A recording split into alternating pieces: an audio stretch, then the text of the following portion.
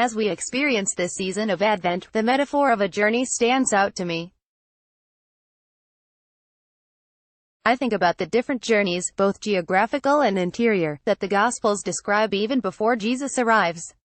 Zechariah journeys from distrust and silence into belief and joyful proclamation. Mary travels to visit Elizabeth, who, like Marie, undergoes the deep internal changes of pregnancy and the slow transition into motherhood. Joseph dreams. Mary ponders. Eventually, they both travel to Bethlehem, until finally they find rest and she gives birth.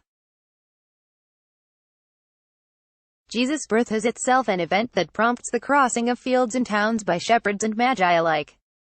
Whereas the spirit of Lent is penitential, Advent has a gentler way of getting us ready for the Lord.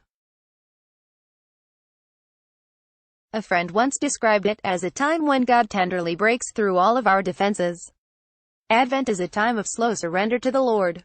My family and I enjoy hiking, and for longer trips, I like clearly marked trails. A compass and a good map are handy, too. But our Advent journeys are much more like going off-road.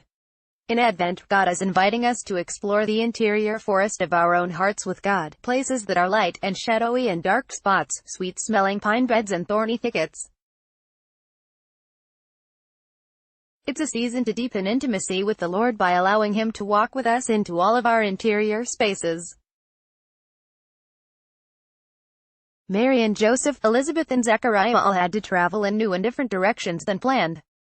Even after Jesus' birth, Mary turns over and ponders in her heart many remarks, from people who proclaim that they are ready to meet their Maker now that they have seen her child, and another who speaks of the sword that will pierce her heart. The unfolding of God's promise continues to be messy and complicated, but Mary walks closely with the Lord the whole way. How? Mary listened, both to the angel and to the inner promptings of her own heart. Listening requires space and silence.